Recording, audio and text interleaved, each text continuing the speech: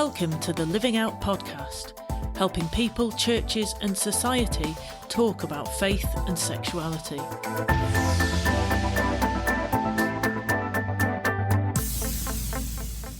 Hello and welcome to the Living Out podcast. It's the show where we get to talk about faith and sexuality. My name's Andy Robinson and I'm joined by my friend Anne Whitten. So Anne, you and I have both got a ginger complexion and we're in the middle of a heat wave. So how are you coping with it? Well, predictably, not very well. I don't particularly like the sun. At night it's the worst, isn't it? You just can't get to sleep. I have really hot feet and I can't sleep if I've got hot feet, so I tend to put my socks in the fridge before I go to bed and then stick them on and then get a fan. And I've got one of these things that's called a chillo, which is basically a chilly pillow, which is good to start with. And then about halfway through the night, about 4 o'clock in the morning, I'll wake up with this sort of plasticky thing stuck to my face. So yeah, bring on the winter, I say. Yeah, I'm with you on the bring on the winter. I've not slept the last 3 nights, but I've not quite got to the stage of putting my socks in the fridge. So maybe that's what I'll do tonight. But I recommend it. Yeah, roll on winter. But anyway, enough of the state of Anne's feet. It's great to have Greg Johnson with us today. Greg's part of our series where we're meeting the authors, meeting those who've contributed to the Living Out website, and we're thrilled to have Greg with us today. So Greg, how's the temperature over where you are, and is it about right for you at the moment? Yeah, it's been brutally hot, but I like that. And of course, in the U.S., everybody's got massive amounts of air conditioning to keep their houses cool, and I have my condo has a swimming pool, and so my days off, I am immersed in the swimming pool, on the edge of the swimming pool, reading a book with a drink in my hand, and it's perfect. That does sound good, actually. I have to confess the sin of coveting my neighbour's swimming pool here, but anyway, enough of temperature-related issues. Greg, do you want to tell us what you do in life when you're not appearing on the Living Out podcast? Yeah, I'm a lead pastor of Memorial Presbyterian Church in St. Louis, Missouri, which is a historic church right in the heart of the city. And I've been there I've been on pastoral staff for 19 years, but have really been a member there since 1994. So I was 21 years old when I came as a new seminary student right out of college and just kind of never left. So, yeah. Good stuff. Well, we're looking forward to hearing from you as the podcast proceeds. Well, Greg, I've never met you before, so this is a real privilege, and I don't really know an awful lot about you. So I'm actually quite a nosy person, so I'd love to hear a bit more about your story, how you realised you were same-sex attracted or gay, and also how you came to faith in Christ, and when did those things happen? Yeah, I was raised in suburban Washington, D.C., and I was the gay kid in the family. I knew that when I was 11 years old, actually. It was at a cousin's wedding, and I realized I could not take my eyes off of one of the groomsmen. And and it was in a independent Baptist fellowship hall, and I was an atheist. We were not a religious family, and so then here I am, this 11-year-old kid, realizing because I had feelings, but then that was the moment it clicked. And when I'm just like, want to look at that, and I realized these people were staring at me while I'm staring at him, and so I tell people it's the day I realized, 1, that I was gay, and 2, that Christians must hate gay people. Wow. because it was my I had overheard that the groom's brother had been kicked out of his family basically because he was gay, and they were Christians and they couldn't have someone like that in their home. And so as all of this hitting at one, right in the middle of, right as the HIV crisis, the AIDS crisis was blowing up. This is 1984. And so, at the point where there were, just thousands and thousands of people dying. And so, yeah, that's how I realized I was gay. And then really became a Christian in college at University of Virginia studying architecture. I had been for several years through something of a moral conversion. I was dealing with questions of justice and whether there's good and whether there's evil and whether there's right and wrong, and concluding that if there wasn't the God, which is what I had always assumed, then there was no way to have any moral order whatsoever. You could see a little old lady trying to cross the street, and you can go up and help her cross, or you can, avert your gaze and hope she doesn't ask for help, or you can shove her in front of a car. And morally, those are all equal if there is no ultimate reference point. And so that left me believing that there had to be a God. And I was thinking it was probably the Christian God or the Jewish God, because not that they're different gods, but just because of love that I had seen, and self-sacrificial love I had seen from Christians. And then, the first time I understood the gospel was in a dorm room in Charlottesville, Virginia, where we had a Bible study. This was with crew. On how to be sure you're a Christian, which made me sure I wasn't and that I wanted to be. It's good to be clear, isn't it? Yeah, it's good to be clear. I was sure I wasn't. And so I remember, at that point, for the first time, not begging God to forgive me, but thanking God that he had forgiven me because Jesus had borne my sin for me. Mm-hmm. And that was a watershed moment. And I just started devouring every book I could find about God. I mean, I was reading, Martin Lloyd-Jones sermons from the 1960s. I was reading J.I. Packer. I was reading R.C. Sproul and Os Guinness and all these folks just gobbling it up. And then the first person I ever came out to was my campus minister. And he was the one who ultimately told me I should go to seminary and explore Christian ministry. Wow.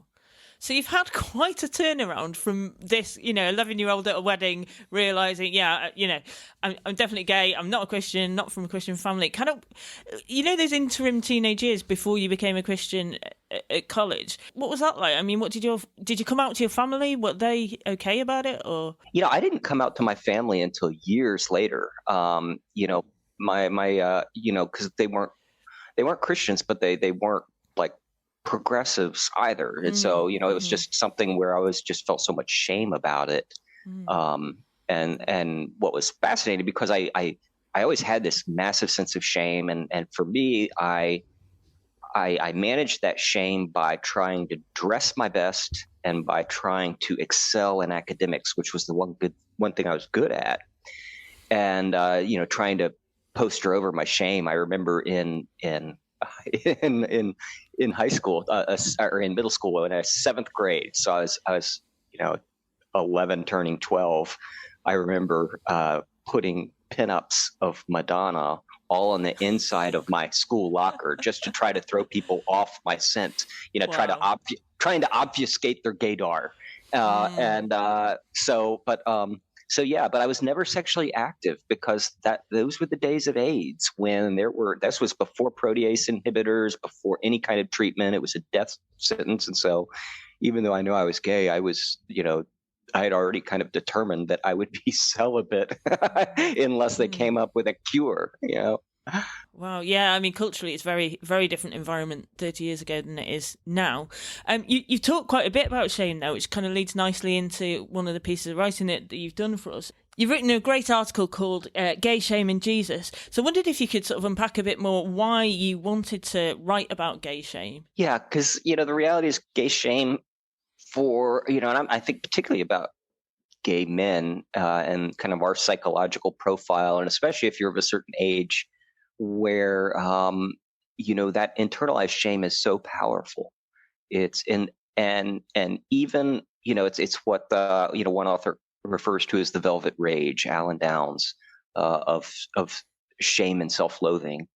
And I think we can fool ourselves into thinking that we're not feeling that when we kind of go the affirming route and say there's nothing wrong with my sexuality, but then you're still trying to have the most over the top cocktail party in order to make yourself lovable. You're still, trying to dress your absolute best to make yourself lovable.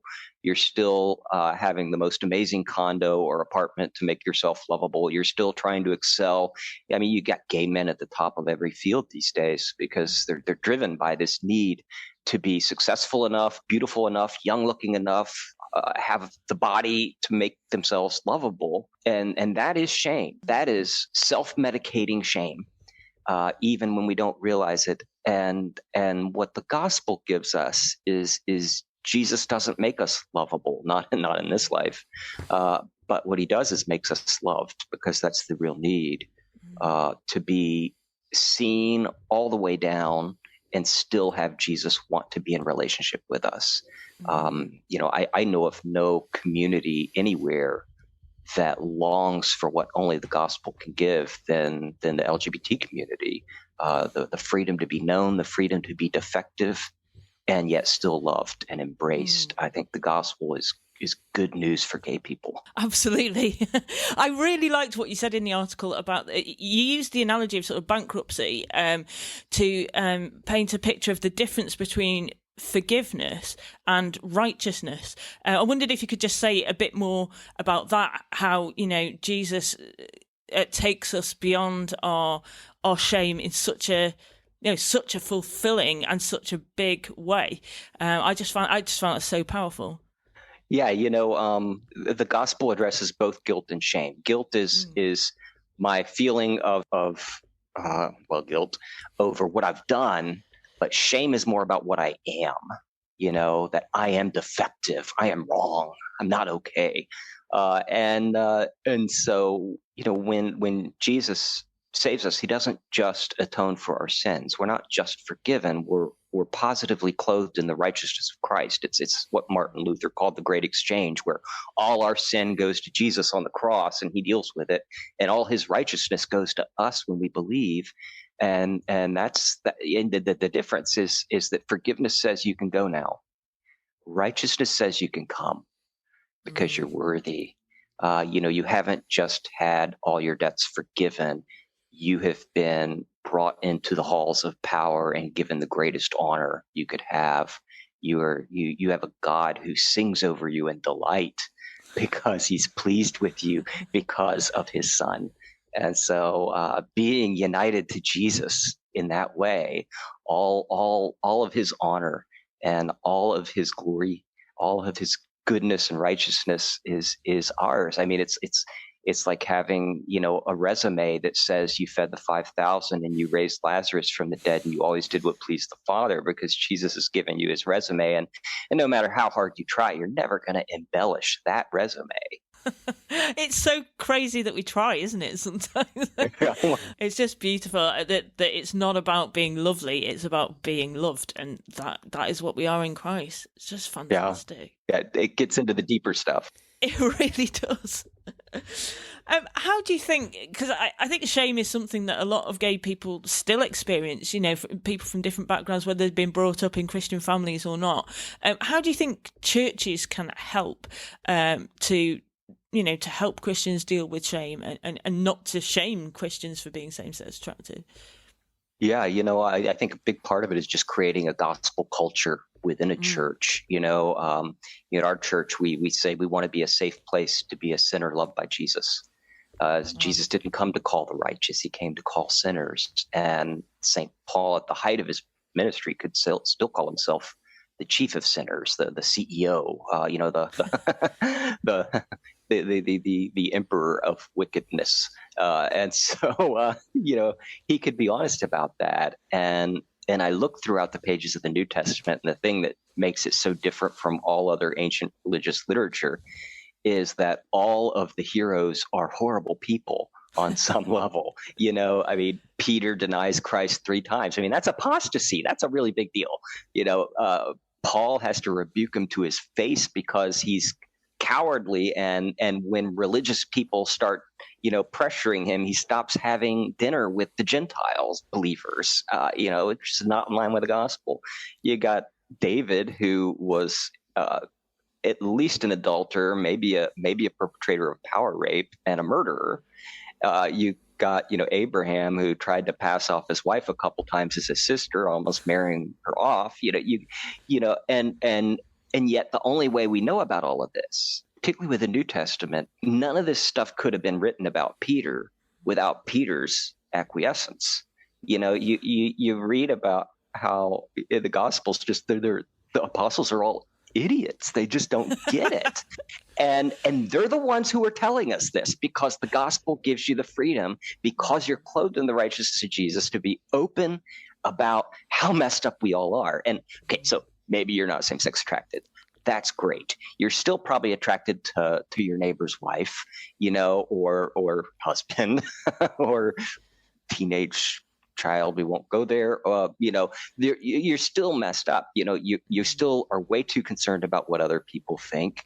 You still covet things that God hasn't given you. You still are trying to make a name for yourself in some way. And the gospel creates a space within the church, which is the opposite of what people expect from the church. But it creates a space within the church where we can all be defective. And that's not just for sexual sinners. That's for people with any effect of the fall. That's for people with mental illnesses, people with medical problems, people with failed marriages, people with addictions, people who are struggling with infertility, and they've tried every road and it goes nowhere, and they're grieving that. It becomes a safe place because Jesus makes it that, because it's a hospital for sinners and not a club for saints, as Augustine presumably said. That's fantastic, isn't it? The gospel is so freeing, isn't it? Because there's no pretense, and there's, we're all in the same boat, but we are all loved so much by Jesus, and it's so encouraging. I could listen to you all day, but I probably need to hand over to Andy at this point. But thank you so much, Greg. That it's just wonderful to hear more of your story, and we just love what you've written for us as well. Thank you. Thank you, Anne. Hello, Anne here, just to let you know that we have a webinar for church leaders on pastoral issues around sexuality that's going to be happening on the 15th of September between 1 and 2 in the afternoon. The aim will be there'll be some teaching, but there's also going to be plenty of discussion and question and answers. So it'll be very much tailored to the particular issues that you want to discuss, the things that are happening in your church. You can find out more details on the event section of the Living Out website. That's livingout.org. Well, Greg, I want to talk about the book that came out last year that you wrote, Still Time to Care, What We Can Learn from the Church's Failed Attempt to Cure Homosexuality. I read it this week and just really valued it, because it covers so much ground. It covers history and then in the sort of last third, sort of how we should move forward as a church. Do you want to tell us why you wrote it? Oh gosh, yeah, I remember. I was in my swimming pool with a friend of mine, Nate Collins, who is president of Revoice, and I was fuming about how somebody had to write a history of the ex-gay movement and what preceded it, because people just don't understand when they get, especially here in the States, where people get really worked up if you use the word gay, because you're not supposed to be gay anymore. A gay person becomes a Christian and is no longer gay. They maybe just struggle with same-sex attraction, which I can't quite. I mean, non-Christians think that's the silliest thing in the world, but they get so worked up, and I'm like, they don't understand where this language came from. They don't understand how recent this is. They don't understand that 50 years ago there was a completely different evangelical discourse about sexual minorities, about at that time the term would have been homosexual people, and so I was frustrated because no one had written this, and Nate started asking me who should write this book, who would be qualified, and I said, well, obviously somebody who was an ex-gay, and yet somebody who is committed to the biblical sexual ethic, in the sense that the church has always understood it. It probably shouldn't be a 25-year-old, because you'll never know what they're going to believe in 20 years. It needs to be somebody in his 40s, because they're set in their ways. They're not going to disappoint you.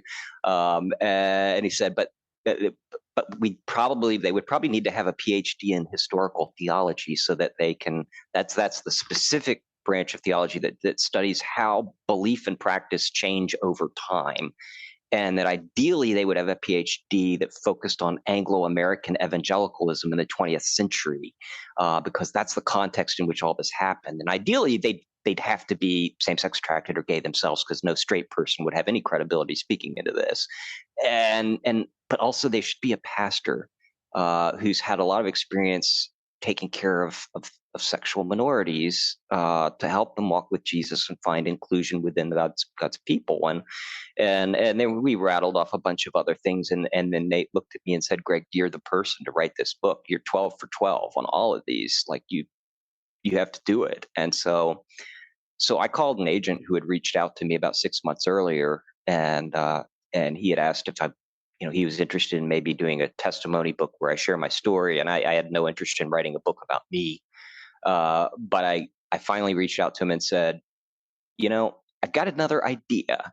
And he drove up from Nashville, Tennessee to St. Louis the next day just to meet with me. And but that's why. And because I also saw so many Christians being bullied by people who did not know they were bullying them. People would say, "You can't be gay and be a Christian," thinking that they were helping. Oh, maybe you're there now, but God won't leave you there, which basically implies that if you were believing more and praying harder, you would be straight by now. So I saw that, and then I saw Christians a lot younger than me. I'm going to be 50 later this year, and when I'm watching 25-year-old believers being put through the ringer because they're open about their sexual orientation and their commitment to follow Jesus faithfully with that, and they're getting hit from both sides. They're getting beaten up by affirming people who think that they're repressed and self-hating, and that everything they believe is causing youth suicides and all this other kind of stuff. They go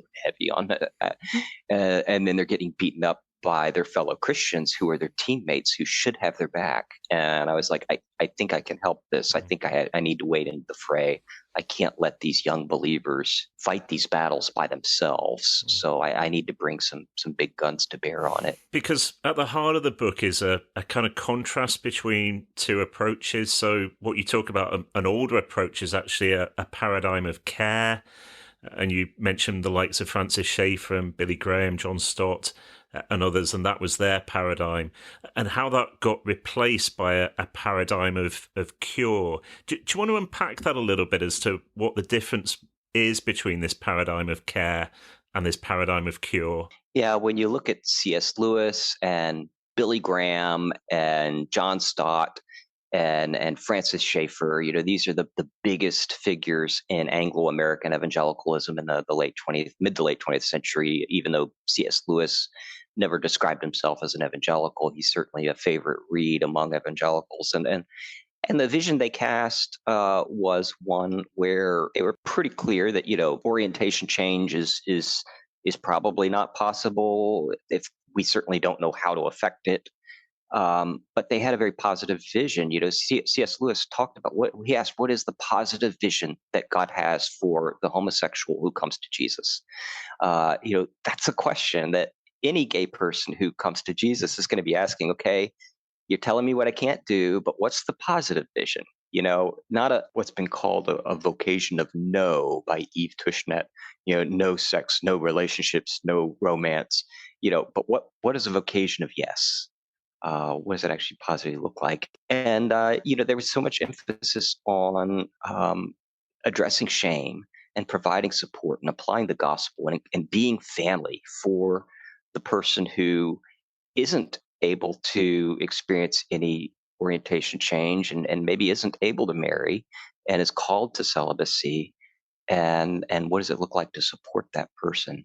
But then what happened in the late 1970s was the birth of the ex-gay movement, which began in kind of the Jesus movement on the West Coast, California, and had this very explosive notion coming out of these highly charismatic contexts of being healed or liberated, and they actually coined the phrase ex-gay. meaning I was gay and then I came to Jesus and believed his power, and now I'm straight again, and that got out of hand really fast because the stories were greatly exaggerated in how they were told. The reality is most folks were just trying not to have random hookups with other men, and it was mostly a male movement. Um, and so what they were really trying to do is break a sexual addiction, and yet that was presented as a change in sexual orientation. And so you had all of these, like every church had somebody from Exodus International come and give their testimony about how they were gay, and then they met Jesus, and then at the very end they parade out the wife and the kids, and they don't tell you anything about the fact that he's still looking at gay porn, that it's very hard to make love to his wife because he's got to think about something else while he's doing it. The fact that a huge number, about 70% of these marriages ended in divorce, and because there was so much pressure to present a front of being delivered in a way that you really weren't in this life. And that movement, it was about 50 years before it completely crashed and burned.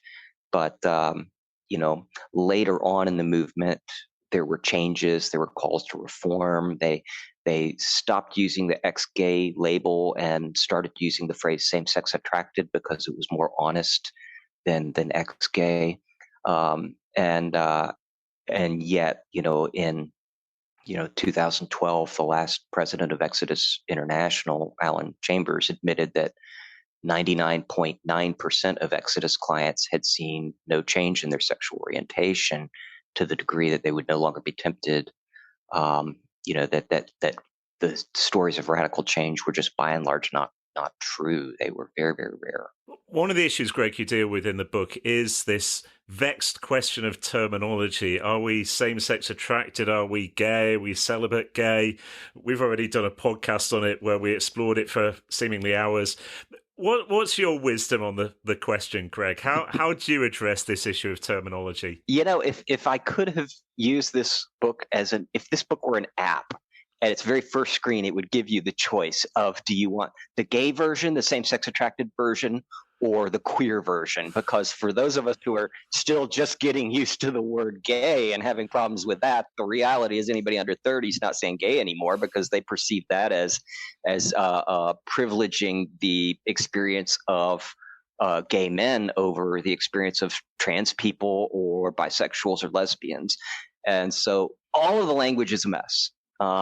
You can use the term homosexual, but that is generally not acceptable in modern English, because at least since the 1990s, because it's has a history of criminological nature, and it's very clinical and sterile, and nobody wants to be called a homosexual. And so you can use the term gay, but for people who were there in the 1970s and they have all of these horrible memories of bathhouses and people that died, and that can have a lot of baggage for people of a certain generation. And so you could use the term same-sex attracted, but that was developed by the conversion therapists as part of their treatment plan, to say that you're not gay. You just have this struggle with same-sex attraction that a little bit of counseling will be able to get rid of. And that didn't work out so well. And so you say, okay, well, Greg, why don't we just use biblical language and talk about homosexual temptation? But that's also missing part of the picture, because my sexual orientation doesn't just involve my sexual attraction to certain males. It also involves the lack of sexual attraction to women, which I don't think you want to call that indwelling sin, that I'm not lusting after women. And yet for me, that's been the bigger loss in life, because that's the part of it, the non-sinful part that leaves me a celibate and uncoupled. And so the reality is there is no perfect language, but what we can do is always say, whatever language they use, the judgment of charity is what to apply. And if you're not sure what somebody means by their term, you can ask them. But there aren't any good options. And so we just have to love each other. Mm. I mean, one of the reasons I really appreciated the book was, in a sense, calling us back to that earlier paradigm, that paradigm of care, and beginning to think through what the implications of that might be. And there's just so much wisdom in the last third of the book as you talk about issues like terminology and so on. What would be your hopes for the future if we got back to that paradigm of care? What would be the good that would emerge from that, do you think? Well, of course, it'd be great for same-sex attracted people in the church.